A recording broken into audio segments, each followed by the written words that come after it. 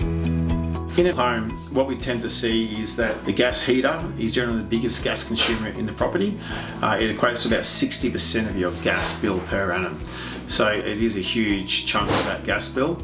And the best alternative to get rid of gas heating is to go a very efficient split system configuration. So these split systems are very efficient.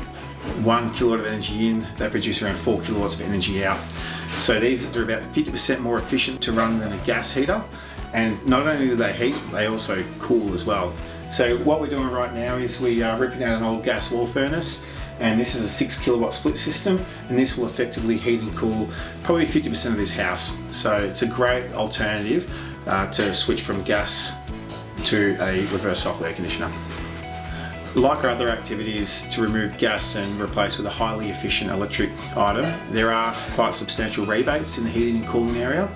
So in this particular example here, we're abolishing a gas wall furnace, we're putting a 6 kilowatt split system in. The state rebate for that alone is around $1,500. These rebates can go a lot higher than that depending on the scenario. We're seeing rebates up to around $5,000 for this activity. On top of the state rebate, the Hume City Council have another very attractive rebate to upgrade to up to 2 reverse cycle air conditioners per property. These are for concession card holders only. This is your typical gas space heater that we see in a lot of homes. Now the idea is we remove this space heater and we install a reverse cycle air conditioner in the same room.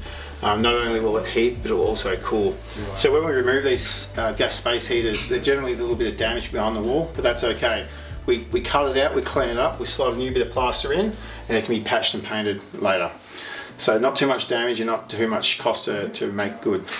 Now, some people think that if we go all electric, in the event of a power outage, we might not be able to use those appliances. Well, the same rule really applies here with these gas units. A lot of these gas units actually need electricity for them to operate. So this particular one here is plugged into power. It won't work, it can't ignite the gas or blow the hot air around if it's not connected to power. So this won't actually work in the event of a power outage.